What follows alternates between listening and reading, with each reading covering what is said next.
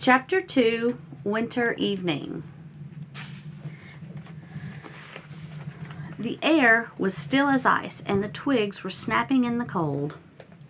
A gray light came from the snow, but shadows were gathering in the woods.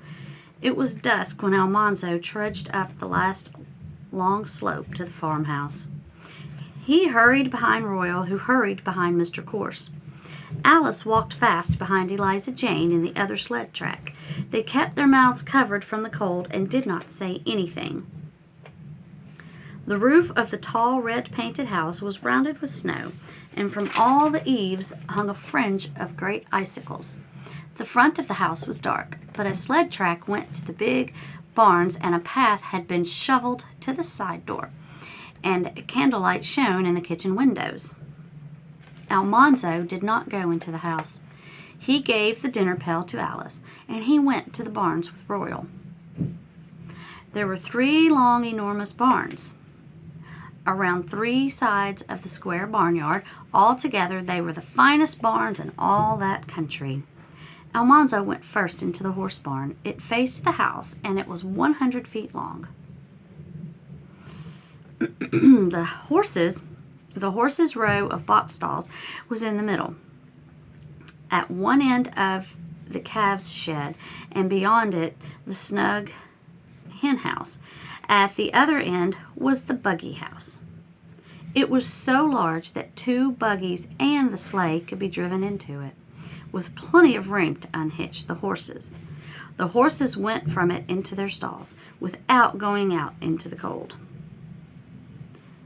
The big barn began at the west end of the horse barn and made the west side of the barnyard. In the big barn's middle was the big barn floor. Great doors opened onto it from the meadows to let loaded hay wagons in. On one side was the great hay bay, 50 feet long and 20 feet wide, crammed full of hay to the peak of the roof far overhead. That's huge. Beyond the big barn floor were 14 stalls for the cows and oxen. Beyond them was the machine shed, and beyond it was the tool shed. There you turned the corner into the south barn. In it was the feed room, then the hog pens, then the calf pens, and the south barn floor. South barn floor. That was the threshing floor. It was even larger than the big barn floor, and the fanning mill stood there. Beyond the south barn floor was a shed for the young cattle, and beyond it was the sheepfold. That was all of the south barn. A tight board fence, 12 feet high, stood along the east side of the barn. Goodness. The 3 huge barns and the fence walled in the snug yard. Winds howled and snow beat against them, but it could not get in. No matter how stormy the winter, there was hardly ever more than 2 feet of snow in the sheltered barnyard. Hardly ever more than 2 feet of snow. That's a lot of snow, y'all. When Almanzo went into these great barns, he always went through the horses' barn's little door. He loved horses. There they stood in their roomy box stalls, clean and sleek and gleaming brown, with long black manes and tails. The wise, sedate work horses placidly munched hay. The 3-year-olds put their noses together across the barns. They seemed to whisper together. Then, softly, their nostrils whooshed along one another's necks. One pretended to bite, and they squealed and whirled and kicked and played.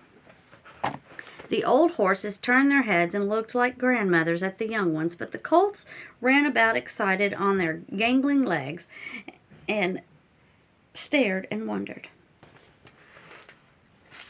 They all knew Almanzo. Their ears pricked up and their eyes shone softly when they saw him. The 3-year-olds came eagerly and thrust their heads out to nuzzle him. Their noses prickled with a few stiff hairs. their noses, prickled with a few stiff hairs, were soft as velvet, and on their foreheads the short, fine hair was silky smooth. Their necks arched proudly, firmly and round, and the black manes fell over them like a heavy fringe. Charlie, I bet you're enjoying this. She loves horses. You could run your hand along those firm, curved necks in the warmth under the mane. But Almanzo hardly dared to do it. He was not allowed to touch the beautiful 3-year-olds. He could not go into their stalls, not even to clean them. Father would not let him handle the young horses or the colts. Father didn't trust him yet, because colts and young, unbroken horses are very easily spoiled. The boy who didn't know any better might scare a young horse, or tease it, or even strike it, and that would ruin it. It would learn to bite and kick and hate people, and then it would never be a good horse. Almanzo did know better. He wouldn't ever scare or hurt one of those beautiful colts. He would always be quiet and gentle and patient. He wouldn't startle a colt or shout at it, not even if it stepped on his foot. But Father wouldn't believe this. So Almanzo could only look longingly at the eager 3-year-olds. He just touched their velvety noses, and then he went quickly away from them and put on his barn frock over his good school clothes. Father had already watered all the stock, and he was beginning to give them their grain. Royal and Almanzo took pitchforks and went from stall to stall, cleaning out the soiled hay underfoot and spreading fresh hay from the manger, to make clean beds for the cows and the oxen and the calves and the sheep. They did not have to make beds for the hogs, because hogs make their own beds and keep them clean. Now this I know, because we've raised hogs. And as messy as those things are outside, when they go inside their little hog house we made for them, it's not a mess. Whatever, beside the point. Next paragraph. In the south barn, Almanzo's own 2 little calves were in one stall. They came crowding each other at the bars where they saw him. Both calves were red, and one had a white spot on his forehead. Almanzo had named him Star. The other was a bright red all over, and Almanzo called him Bright. Star Bright. Star and Bright were young calves, not yet a year old. Their little horns had only begun to grow hard in the soft hair by their ears. Almanzo scratched around the little horns because calves like that. They pushed their moist, blunt noses between the bars and licked with their rough tongues. Almanzo took 2 carrots from the cow's feed box and snapped little pieces off of them and fed the pieces one by one to Star and Bright. Then he took his pitchfork again and climbed into the hay mows overhead. It was dark there. Only a little light came from the pierced tin sides of the lantern hung. See, that sentence doesn't make sense to me. I'm going to start over. It was dark there. Only a little light came from the pierced tin sides of the lantern hung in the alleyway below. Oh, the lantern. Okay, there's a lantern that's hanging in the alleyway below. Don't know why that confused me. Royal and Almanzo were not allowed to take a lantern into the hay mows for fear of fire, but in a moment they could see the dusk. They worked fast, pitching hay into the mangers below. Almanzo could hear the crunching of all the animals eating. The hay mows were warm with the warmth of all the stock below, and the hay smelled dusty sweet.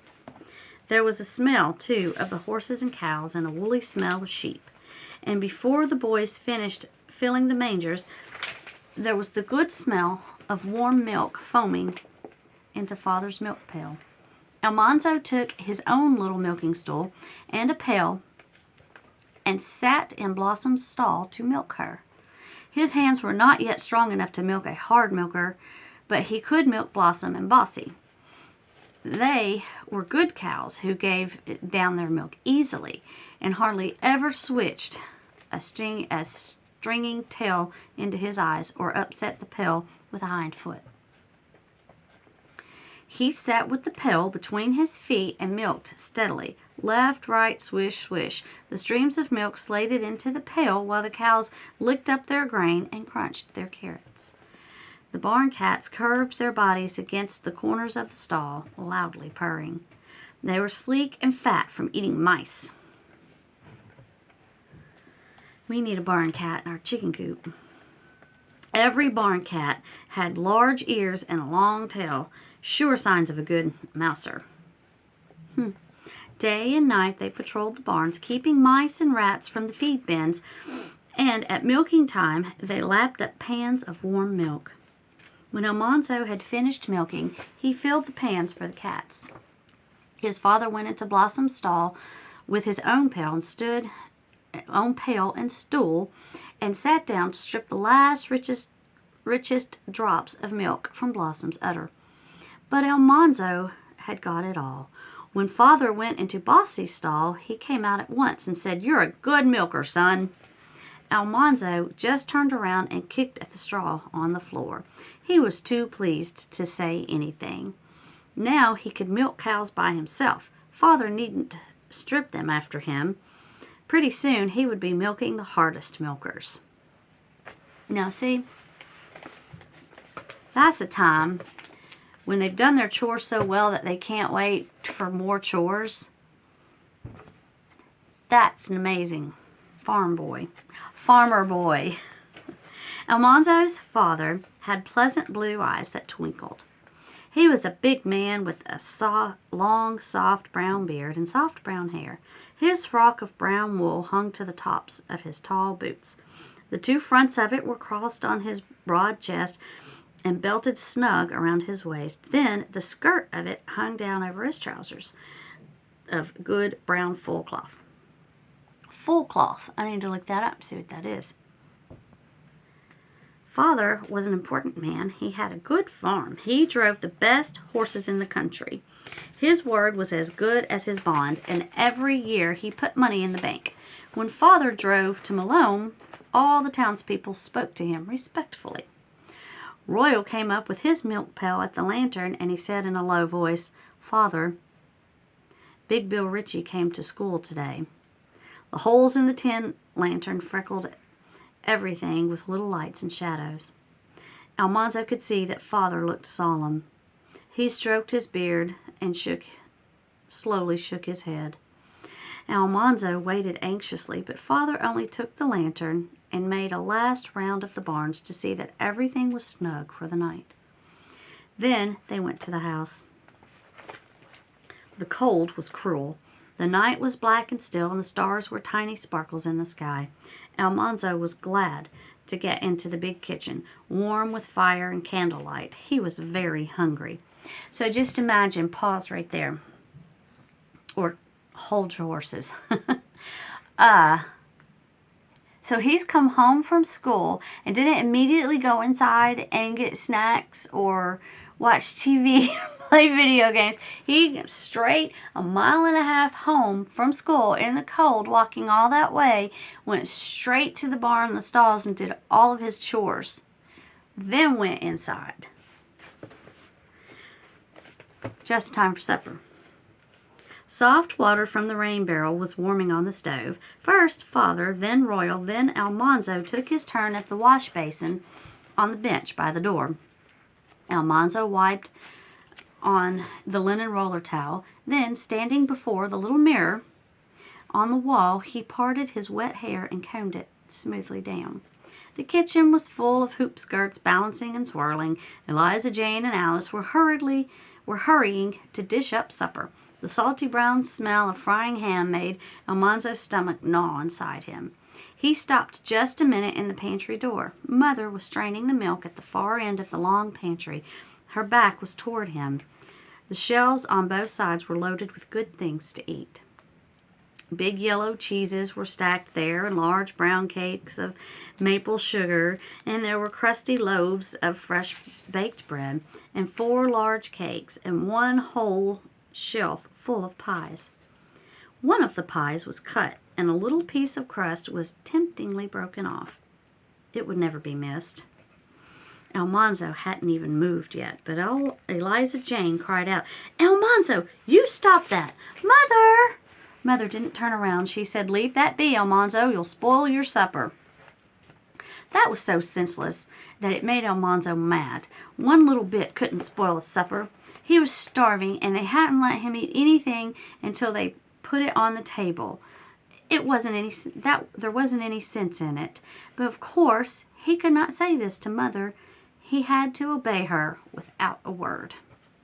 He stuck out his tongue at Eliza Jane. She couldn't do anything. Her hands were full. Then he went quickly into the dining room. The lamplight was dazzling. By the square heating stove set into the wall, Father was talking politics to Mr. Corse. Father's face was toward the supper table, and Almanzo dared not touch anything on it. There were slabs of tempting cheese there. There were slabs of tempting cheese. There was a plate of quivering head cheese. There were glass dishes of jams and jellies and preserves, and a tall pitcher of milk, and a streaming pan of baked beans with a crisp bit of fat pork and the crumbling brown crust. Almanzo looked at them all, and something twisted in his middle. He swallowed and went slowly away. The dining room was pretty. There were green strips and rows of tiny red flowers on the chocolate brown wallpaper. And Mother had woven the rag carpet to match. She had dyed the rags green and chocolate brown and woven them in strips with a tiny stripe of red and white rags twisted together, tiny strip of red and white rags twisted together between them. The tall corner cupboards were full of fascinating things, seashells and petrified wood and curious rocks and books. And over the center table hung an air castle. Alice had made it out of clean yellow wheat straws set together airily, with bits of bright-colored cloth at the corners. It swayed and quivered in the slightest breath of air, and the lamplight ran gleamingly along the golden straw. But to Almanzo, the most beautiful sight was his mother, bringing in the big willowware platter full of sizzling ham. Mother was short and plump and pretty. Her eyes were blue, and her brown hair was like a bird's smooth wings. A row of little red buttons ran down the front of her dress of wine-colored wool, from her flat white linen collar to the white apron tied around her waist. Her big sleeves hung like large red bells at either end of the blue platter. She came through the doorway with a little pause and a tug, because her hoop skirts were wider than the door. The smell of the ham was almost more than Almanzo could bear. Mother set the platter on the table. She looked to see that everything was ready and the table properly set. She took off her apron and hung it in the kitchen. She waited until Father had finished what he was saying to Mr. Corse, but at last she said, "James, supper is ready." It seemed a long time before they were all in their places. Father sat at the head of the table, Mother at the foot. Then they must all bow their heads while Father asked God to bless the food. After that, there was a little pause before Father unfolded his napkin and tucked it in the neckband of his frock. He began to fill the plates. First, he filled Mr. Corse's plate, then Mother's, then Royal's, and Eliza Jane's and Alice's. Then at last, he filled Almanzo's plate. "Thank you," Almanzo said. Those were the only words he was allowed to speak at the table. Children must be seen and not heard. Father and Mother and Mr. Corse could talk, but Royal and Eliza Jane and Alice and Almanzo must not say a word. Almanzo ate the sweet, mellow baked beans. He ate a bit of salt pork and melted ice cream in his mouth. That melted like cream in his mouth. He ate mealy boiled potatoes and brown ham gravy. He ate the ham. He bit into the velvety bread spread with sleek butter, and he ate the crisp golden crust. He demolished a tall heap of pale mashed turnips and a hill of stewed yellow pumpkin. Then he sighed and tucked his napkin deeper into the neck of his red waist. And he ate plum preserves and strawberry jam and grape jelly and spiced watermelon rind pickles. Huh. I'm going to have to look that up. Spiced watermelon rind pickles, because I've made plum and strawberry and grape jelly, but I've never heard of spiced watermelon rind pickles. He felt very comfortable inside. Slowly, he ate a large piece of pumpkin pie. Ooh, yeah. He heard Father say to Mr. Corse, "The Hardscrabble boys came to school today, Royal tells me." "Yes," Mr. Corse said. "I hear they're saying they'll throw you out." Mr. Corse said, "I guess they'll be trying it." Father blew on the tea with his saucer. He tasted it and drained the saucer and poured a little more tea into it.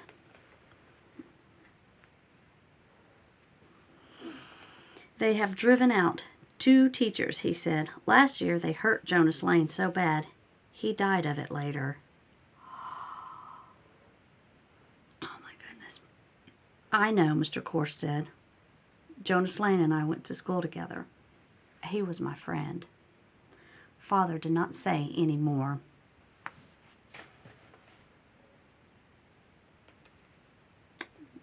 Did y'all get that? All right, so I want to say something real quick before we end. When it says that Father, he was drinking his tea from his saucer. So my father-in-law told me that, do I have a teacup in here? I mean, of course I don't. So you have your teacup and you have your saucer that the teacup sits in. Here's my coffee cup. So you have your teacup and you have your saucer that sits in. Or coffee, whatever. And so they would take, because my father-in-law, he's in his 70s, and he remembers his father doing this. So that would be Drew and Katie's great-grandfather. And they would take their tea or their coffee, it would be so hot, they would pour it into the saucer. And then they would take the saucer and sip it from the saucer that your cup sat in. So I'm wondering if that's what he's talking about when he says he drank from the saucer. So, just interesting. Thank you for listening.